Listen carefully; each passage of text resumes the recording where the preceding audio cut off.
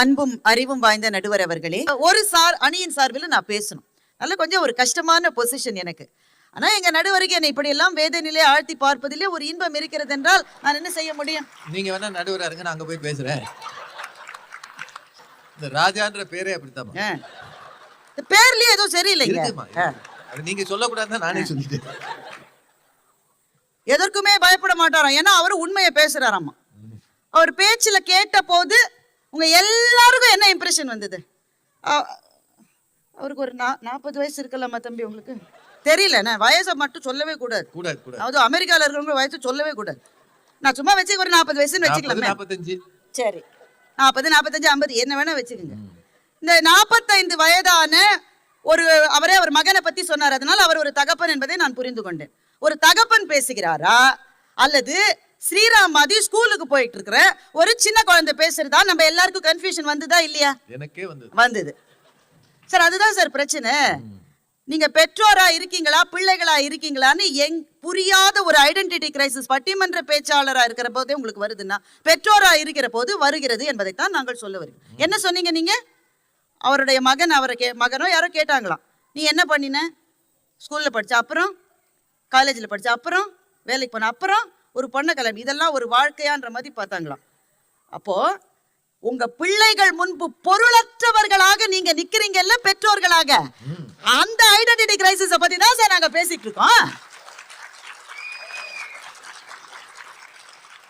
அந்த பிள்ளை நம்மள ஒரு பொண்ணு வந்தாலும் அவளை 5 நிமிஷம் பார்த்தாரா, இவர் கல்யாணம், இதெல்லாம் ஒரு வாழ்க்கை, இதை வாழ்ந்துட்டு இந்த ஆள்லாம் இருக்கானேன்னு உங்களை பாக்குறாங்க இல்ல, அவர்கள் முன்பு பொருளற்றவரா நிக்கிறீங்க இல்ல. We are talking about this identity crisis.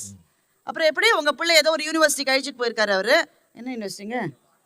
ஏதோ ஐவி லீக் சொன்னாரு, மலை சூழ்ந்த பகுதி. ஆமா, அதோட விட்டுற வேண்டியது. சரி, நமக்கு வராது. அங்க கூட்டிட்டு போயிருக்காரு. கூட்டிட்டு போனீங்க இல்ல, அந்த கல்லூரியில அந்த யூனிவர்சிட்டியில நீங்க சொன்னீங்கன்றதுக்கு அவங்க பையன் சேர்ந்தானா?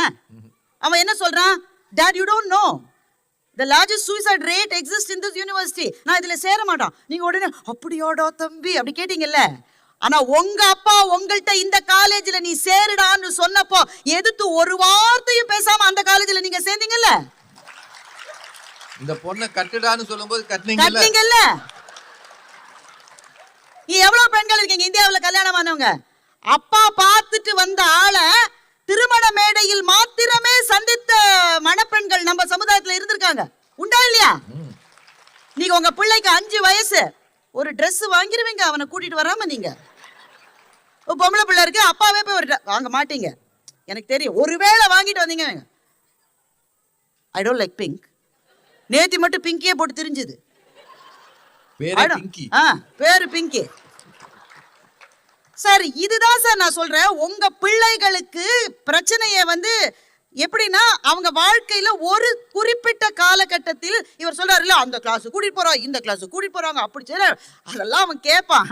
எது மட்டும் ஒரு 7-8 வருஷம் கேட்பான். ஆனா அந்த 7-8 வருஷம் தான் அவனுடைய கிரைசிஸ். அவன் வாழ போறது 100 வயசு வாழ போறான்.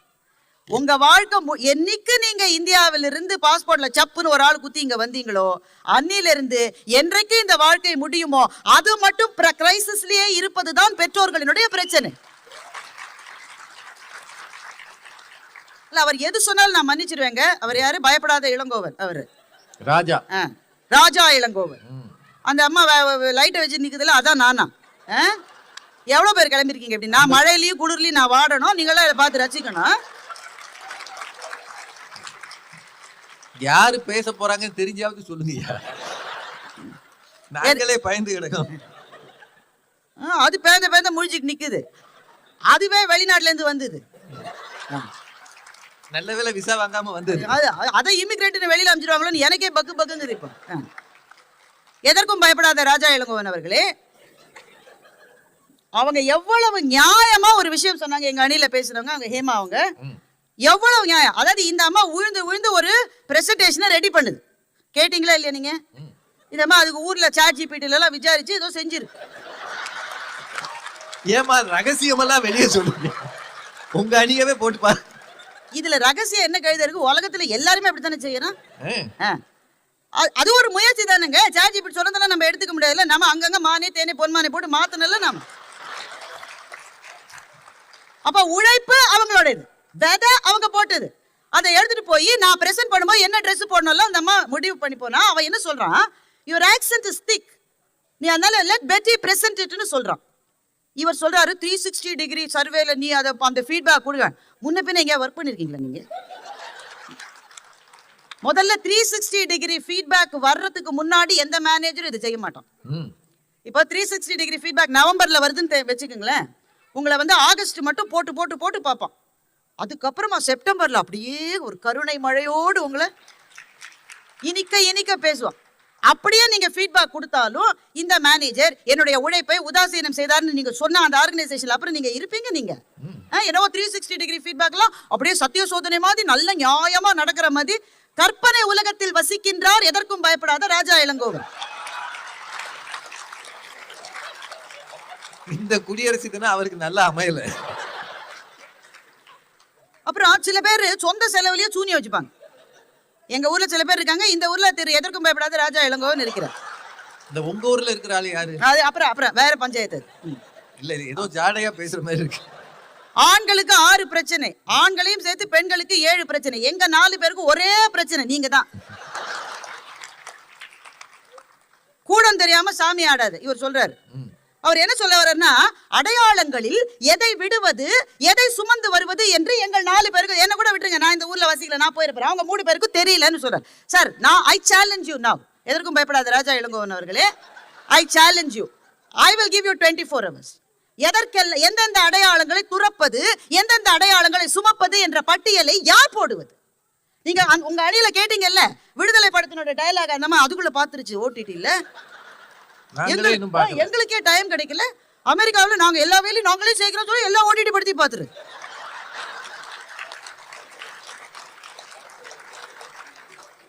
என்னுடைய அடையாளத்தை நான் தான் தேர்ந்தெடுப்பேன்னு அதுல வந்து வசனத்தை அவங்க சொன்னாங்க, நீங்க கேட்டீங்கல்ல. இப்போ உங்க அணியை பார்த்து நான் கேட்கிறேன், அங்க இருந்து தான் கிளம்பி வர்றீங்க நீங்க எல்லாரும். எந்தெந்த அடையாளத்தை சுமந்து கொண்டிருப்பது எந்தெந்த அடையாளத்தை விட்டு விடுவது என்ற பட்டியலை யார் போடுவது? உங்களுக்கு அது தெரியலன்றீங்கல்ல. நீங்க அந்த பட்டியலை போட்டு நாளைக்கு ஒரு கைட் புக் நீங்க கொடுக்க முடியுமா? இந்த அடையாளத்தை விட்டு விடுங்க, ஊரு காரக்குழம்பை மறந்து விடுங்கள் நீங்க எழுதினா காரக்குழம்பு பிடிச்சா அடிக்க வந்துருவாங்க. Sir, who are you to decide எந்த அடையாளத்தை விடுவது எந்த அடையாளத்தை சுமப்பது என்று முடிவு செய்வர்கள் உரிமையை உங்களுக்கு யார் கொடுத்தது? அது தெரியாததுனாலதான் சாமி இவங்க இந்த பெற்றோர்கள் கஷ்டப்படுறாங்க நாங்க சொல்லிட்டு இருக்கோம். நீங்க சொல்லிட்டீங்க இப்ப ட்ரம்ப் அவர்கள் உங்க பிரசிடென்ட் எவ்வளவுங்க 78 78 அது வயசு இல்லம்மா. இல்லங்க வயசு சொல்லலைங்க. Executive order 78 போட்டாருல்ல. இப்ப அதெல்லாம் சட்டம் ஆயிருச்சுன்னா there is no question. நீங்க எல்லாரும் அதை பின்பற்றி தானே ஆகணும். இப்ப அப்படி இது சட்டமாக போட முடியுமா? எந்த ஐடென்டிட்டி தூக்கிட்டு வரணும் எந்த ஐடென்டிட்டி விட்டுட்டு வரணும் நீங்க சட்டம் போட்டுருங்க, அப்புறம் கன்ஃபியூஷனே கிடையாது பேரண்ட்ஸுக்கு. அந்த மாதிரி கைட்லைனே இல்லாததுனால தான் சார் இவங்க கஷ்டப்படுறாங்கன்னு நாங்க 4 பேர் பேசிட்டு இருக்கோம். குந்தி தேவி அட்வென்ச்சர் பண்ணாலாம், கர்ணன் வாழ்க்கை முழுக்க கஷ்டப்பட்டானா. குந்தி தேவி தன்னுடைய பிள்ளையை தான் சுமக்க கூடாது என்று விட்டு போனவள். ஆனால் இந்த பெற்றோர்கள், அமெரிக்காவிலே வாழ்கிற இந்திய பெற்றோர்கள் தன்னுடைய பிள்ளைகளை கனவிலே கூட பிரிய விரும்பாததனால் தான் இவ்வளவு கஷ்டத்தை படுகிறார்கள் என்றால் நமக்கு எதுக்குயா மகாபாரதம்? அமெரிக்காவில் வந்து சார், நான் இங்க இருக்கிற பெற்றோர்களை பார்த்து கேட்கிறேன். நீங்க நம்ம எல்லாரும் இங்க எல்லாருமே சில விஷயங்கள் அமெரிக்க வாழ்க்கையே நம்ம காப்பி அடிக்கிறோம், அது ஒண்ணு தவறு இல்ல. ஆனா ஒரு விஷயத்துல காப்பி அடிக்கவே முடியாது. அது பிள்ளை பிறந்த உடனே 10 நாள் பிள்ளைய கூட தனி ரூம்ல போடுறான் சார். நம்மளால முடியல சார், முடியல, மனசு வர மாட்டேங்குது சார். அது ராத்திரிலாம் கரான்னு கத்துது, babies will cry like that. இவன் பாட்டுக்கு இருக்கான், நமக்கு முடியலையே, உடம்பெல்லாம் ஆடி போகுதே நமக்கு. அப்போ இந்திய பெற்றோர் தன்மை நெஞ்சத்துக்குள்ளே ஆவிக்குள்ளே ஆன்மாவுக்குள்ளே ஊறி கிடக்கிறது, ஆனால் வெளியே நடிக்க வேண்டி இருக்கிறது. இந்த இரட்டை வாழ்க்கை வாழ்கிற எங்கள் நிலைமை கஷ்டமா? இங்கே பிறந்து வளர்ந்து கொஞ்ச நாள் அப்பா அம்மா பேச்சை கேட்டுவிட்டு அதற்கு பிறகு உங்கள் வாழ்க்கையை நீங்கள் தேடிக்கொண்டு போகிற இந்த பிள்ளைகளினுடைய வாழ்க்கை எது ரொம்ப சிரமம்ன்றத நடுவர் அவர்கள் விளக்குவார். இவ்வளவு பேசின பிறகு குந்தி தேவி பிள்ளைய வேளாண் விட்டுட்டு போனவ சார், நீங்க விட்டுட்டு போவீங்களா? நீங்க 18 வயசாயி அது அவனை படிக்க போனா கூட கண்ணீரும் கம்பளியுமா கண்ணு நீ வார வந்து சொல்லிட்டு இருக்கீங்க அம்மா. அமெரிக்க பெற்றோர் சொல்லுவீங்களா? என்னைக்குடா போவான்னு காத்துட்டு இருக்கான் சார். உலகத்திலேயே பென்ஷன் ஃபண்டுன்னு நீங்க உங்க ஊர்ல சொல்லுங்க, நம்ம ஊர்ல பிஎஃப்னு சொல்லுவோம். உலகத்திலேயே எல்லாரும் பென்ஷன் மணியை எதுக்கு சார் பயன்படுத்துவாங்க? எது பயன்படுத்துவாங்க? அவன் ஹாலிடே போவான், அவன் பிடிச்ச கார் வாங்குவான். பிள்ளைகளினுடைய படிப்புக்காக பென்ஷன் ஃபண்டை செலவழிக்கிற ஒரே கம்யூனிட்டி இந்திய பெற்றோர்கள் மாத்திரம்.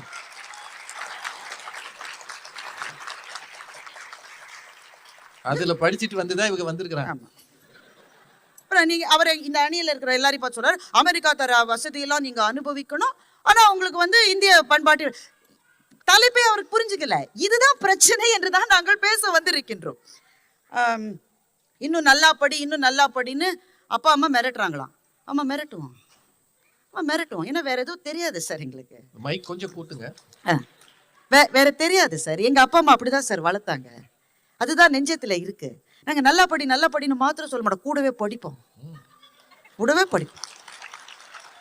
எங்க பிள்ளைங்களோட படிக்கிற மாதிரி நாங்க காலேஜ்ல படிக்கிறப்ப படிச்சிருந்தா நாங்க அங்கேயும் இந்தியாவிலயும் நாங்க பெரிய ஆளாயிரு முடியாம தான் இங்க வந்திருக்கோம்.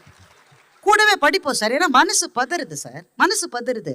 ஏன்னா அவன் சந்தோஷமா ஜாலியா இருக்கான். என் மனசுக்கு தெரியும், நான் எவ்வளவுதான் உழைச்சாலும் இங்க இருக்கிற ஒரு அமெரிக்கன் ஸ்டூடெண்ட்டுக்கு இவன் நிகரா நிக்கணும்னா அவன் உழைக்கிற மாதிரி இவன் 8 மடங்கு உழைக்கணும்னு எனக்கு தெரியும் சார். அதனால அவனை மாத்திரம் நான் படிக்க சொல்ல, நானும் கூட சேர்ந்து படிக்கிறேன் சார். இது எதுவுமே தெரியாம பையனை யூனிவர்சிட்டிக்கு கூட்டிட்டு போயிருக்கு ஒரு ஆள். எதற்கும் பயப்படாத ராஜா எழுங்க. அவர் இனிமே எல்லாத்துக்கும் பயப்பட போறாரு. அந்த அணியில இருந்து நடுவர் அவர்களே பூபாலன் பேசினார், வேலூர்கார். ஆமா, அவர் பேசினது எனக்கு சரியா புரியல. ஏன் வேலூர்னா புரியாதா? 9ஆம் கிளாஸ் படிச்சு திரும்ப 1ஆம் கிளாஸ் போகணும்னு அவர் தானே சொன்னார். ஆமா ஆமா, வெண்ணிலா கபடி குழு பார்த்துட்டு சொல்றாருன்னு நினைக்கிறேன். அதுல சூரி எல்லா கோட்டையும் அழி, நான் முதல்ல இருந்து ஆரம்பிக்கிறேன் பார். ஆனா காமெடியனா இருந்த சூரி இன்றைக்கு மிகப்பெரிய கதாநாயக அந்தஸ்துக்கு வந்துட்டாரு. பூபாலன் சார் இன்னும் அதுக்கெல்லாம் வரல, வந்து சேரல. இன்னும் அவர் வெண்ணிலா கபடி குழுல இருக்காரு. இன்னும் பரோட்டா சாப்பிட்டுட்டு இருக்காரு. ஆமா, கிளாஸுக்கு கூட்டிட்டு போறேன். ஏன்னா டான்ஸ் கிளாஸுக்கு போறாங்க, நிறைய கிளாஸுக்கு போறத பத்தி அவர் சொன்னாருன்னு நினைக்கிறேன். அப்படிதானங்க? சரியா விளங்கல எனக்கு. அவர் சொன்னதுல கோவங்க எனக்கு. நைட்டி மேல ஜாக்கெட் போடுறது ரொம்ப அப்சர்விங் பவர் அதிகமாக இருக்கிறது எதிரணி. நான் அப்பவே விசாரிச்சுட்டேன். நடுவர் அவர்களை நீங்கள் கடுமையாக கண்டித்ததை நானும் பார்த்தேன். இதன் மூலம் நீங்கள் என்ன உணர்த்துகிறீர்கள்? இப்போ அவர் சொன்னது அப்படியே நான் எழுதி வச்சிருக்கேன். ஏன்னா எனக்கு விளங்கல. நைட்டி மேல ஜாக்கெட் போட்டுட்டு அம்மாக்கள் வர்றாங்க. ஸ்டூடெண்ட் தான் 3 லேயர் போடுறான்னு சொன்னா. உங்க ஊர் குளிர்ல 3 லேயர் போட்டவன் நல்லா இருக்கானா, நைட்டி மேல ஜாக்கெட் போட்டவங்க நல்லா இருக்காங்க? கிளாஸை பத்தி நீங்க சொன்னீங்க. ஆமா, நாங்க கிளாஸுக்கு தான் கூட்டிட்டு போறாங்க அமெரிக்க பெற்றோர்கள். பிள்ளைங்க வராங்க. எவ்வளவு நாள் வராங்க? உங்க பேச்ச கேட்கிற வயசு இருக்கிற மட்டும் வரான். 13 வயசுக்கு பிறகு வரான். அது பாருங்க, இப்பவே அங்க பிள்ளை அவன் அம்மா சொரண்டி இந்த ஆண்டி எப்ப பேச முடியும்னு கேட்டுட்டு எனக்கு ஏன் தெரியுது. அவங்க அம்மா சொல்றாங்க, ஆண்டி முடிச்சு அவர் வேற பேசுவாங்க.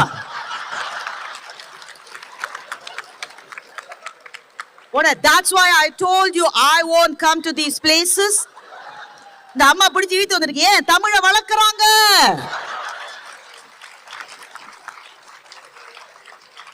நான் ஒண்ணு சொல்றேன் உங்களுக்கு. நான் பேச்சாளர், சரியா? தமிழ் பேச்சாளர். ஒரு அவைக்கு நான் பேச போறேன். அங்க இருக்கிறவங்க எல்லாம் சரியா கவனிக்கல. அவன் வேற எதுலயும் இருக்க. நான் என்ன செய்வேன்னு நினைக்கிறீங்க? போடா, கேட்கலன்னா என்ன கேட்கறதுக்கு 1000 மேடை இருக்கு. 2 நிமிஷத்துல என்ன இறங்க முடியும் எனக்கு? அப்போ எங்களினுடைய குரல் எங்கே எதிர்பார்க்கின்ற அளவு வாங்கப்படவில்லையோ அந்த இடங்களிலிருந்து விலகுகிற சுதந்திரம் எங்களுக்கு இருக்கிறது. ஆனால் உங்களினுடைய பேச்சை கேட்கவே மாட்டார்கள் என்று தெரிந்தும் திரும்ப திரும்ப தமிழப்படி, பாலவிகாசுக்கு போ, திருவாசகத்தை படி, அத்தப்படி, இத்தப்படி சொல்லிட்டே இருக்கீங்களே. இந்த பிரச்சனையை இந்த 4 ஸ்ரீராமுக்கு புரியலன்னா எனக்கு சின்ன பையன், அவன் நாளைக்கு அப்பா வரணும்னு அவனுக்கு புரியும். மத்த 3 பேரும் என்னங்க அநியாயம் இது? இதுதான் சார் பிரச்சனை. உங்களுடைய மனசாட்சி பெற்றோர்களுக்கு ஏன் ஐடென்டிட்டி கிரைசிஸ்? முழுக்க நான் அமெரிக்கன் தாங்க, எனக்கு எந்த விதமான கவலையும் கிடையாது. என்னோட பாஸ்போர்ட் மாறி போச்சு, மாறிடுச்சு இல்ல பாஸ்போர்ட். நான் சிட்டிசன் ஆற போது நீங்க தேசிய கீதம் பாடணும்ல, பாடணுமா வேணாமா? சில நாடுகள்ல இருக்கு, எனக்கு அமெரிக்காவை பத்தி தெரியல. இருக்கு. அத பாடுற போது கண்ணீர் வடிச்ச சில பேரை எனக்கு தெரியும். ஜனகணமனவை தவிர எதுவுமே வாயில வராதுங்க. ஏன்னா அதுதான் இருக்கு. ஆனா இங்க பாட சொல்றான், நம்ம மனசுக்குள்ள இது இல்ல, இது இல்ல, இது எந்த இல்ல, இது எந்த இல்லன்னு சொல்லிட்டாவது நம்ம பாட வேண்டியிருக்கு. உங்க பிள்ளைக்கு அந்த கன்ஃபியூஷன் வருமா? இதை மாத்திரம் சொல்லுங்க, நான் மேடையில இருந்து இறங்கிடும். உங்க பிள்ளைக்கு அந்த கன்ஃபியூஷன் வருமா? அவன் பிறந்ததுல இருந்து இந்த தேசிய கீதத்தை தான் பாடுறான் அவன். அப்போ அவனுடைய மனசுல அவன் அமெரிக்கன் தான். மனசுல குழப்பம் இருக்கிறது முழுக்க பெற்றோர்களுக்கு. பிள்ளைகளை ரொம்ப போகவும் விட முடியல, இழுத்து பிடிக்கவும் முடியல. இவங்களும் போக முடியல, இழுத்து பிடிக்கவும் முடியல. இந்த ரெண்டுத்துக்கும் நடுவுல அல்லல் படுகிற பெற்றோர்களினுடைய கண்ணீர் கதையை நாங்க பேச வந்தா எதற்கும் பயப்படாத ராஜா இளங்கோவன் சொல்லுகிறார். இன்னைக்கு பொங்க வச்சாச்சு காலையில. சோசியல், டெக்னிக்கல், மாரல் 3 எஜுகேஷன் இருக்கான். இவர் தான் சிலபஸ் உருவாக்கி இருக்காரு அமெரிக்காவுக்கு. என்ன கழுத சிலபஸா இருந்தா என்ன? நாங்க என்ன சொல்றோம்? அடே கொஞ்சம் தமிழ்ல பேசுற, எங்க மொழிடா அது. I can to it. இது ஸ்ரீராம் பேசுது இல்ல, அந்த மாதிரி எல்லா குழந்தைகளும் இல்லைங்க. அதான் நிதர்சனம். நிதர்சனத்தை பேசுறதுக்கு என்ன பயம் நமக்கு? சார் நாங்க டேலஸ்ல நீங்க வந்தோம். டேலஸ்ல 9000 என்ன சொன்னாங்க, எவ்வளவு பேர் இருக்காங்க? 10,000க்கு மேல அந்த ஒரு பகுதியிலேயே தமிழ் குடும்பங்கள் இருக்குன்னு சொன்னாங்க. பாப்புலேஷன் வந்து தமிழ் 75,000. 75,000. அந்த தமிழ்ச்சங்க நாங்க பேசுற தமிழ்ச்சங்கத்துல 2,500 பேர் மெம்பர்ஸ். எல்லா தமிழ்ச்சங்கத்தையும் எடுத்தா கூட ஒரு 5,000 6,000 பேர் மெம்பர்ஸ் இருப்பாங்க. பாக்கி 70,000 என்ன சார் ஆச்சு? என்ன ஆச்சு?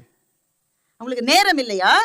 அந்த வருஷம் $50 கட்டுறதுக்கு அளவு முடியா? அப்படிலாம் நான் நினைக்கல. வசதியா தானே இருக்காங்க ஒரு அளவு. அப்போ அந்த அடையாளங்களோடு இணையாதவர்கள் ஒரு பக்கம், அந்த அடையாளத்தை விட முடியாத நீங்கள் ஒரு பக்கம். நீங்க எவ்வளவு பிரச்சனைல இருக்கீங்க. ஏன் அந்த அடையாளத்தை விடக்கூடாது? இந்த மேடையில தைரியமா நான் கேட்கிறேன், எதுக்காக கட்டி பிடிச்சிட்டு இருக்கீங்க நீங்க? என்ன பெரிய அடையாளம்? சுத்தி முழுக்க இங்கிலீஷ் தாங்க இருக்கு. இங்கிலீஷோட ஸ்பானிஷ் அதிகமா இருக்கு. ஒரு அம்மா இன்னைக்கு என்னோட ரூம் கதவை தட்டி திறந்தாக்க அதுட்டு நான் இந்த இது வைமா, அந்த ஷவர் கேப் வைமான்னு கேட்டா நோ இங்கிலீஷ். அதுக்கு ஷவர் கேப்னா சொல்லிருக்கேன். ஆமா, நான் எந்த மொழியில இங்க பேசுவேன் அமெரிக்கால வந்து? அப்போ இந்த மொழி இங்கே வாழ்க்கை மொழியாக இல்லை என்றால் அதை விட்டு விட்டு நான் என் வேலையை பார்த்துட்டு போயிருப்பேன். இந்த மொழியை விட முடியல உங்களால. அதுதான் பெற்றோர்களினுடைய பிரச்சனை என்று நான் சொல்லுகின்றேன். ஏன் விட முடியல? ஏன் விட முடியல? 2000 வருஷமாக வாழுகிற மொழி இது. 2000 வருஷமா தமிழ் கூடிய சிறப்பு என்ன தெரியுமா? அதனுடைய தொன்மைன்னு பல பேர் சொல்லிட்டு இருக்காங்க. எங்க திருக்குறள் இருக்கு, இங்க தொல்காப்பியம் இருக்கு. தொன்மை மாத்திரம் தமிழின் சிறப்பு அல்ல, தொடர்ச்சி தான் தமிழின் சிறப்பு.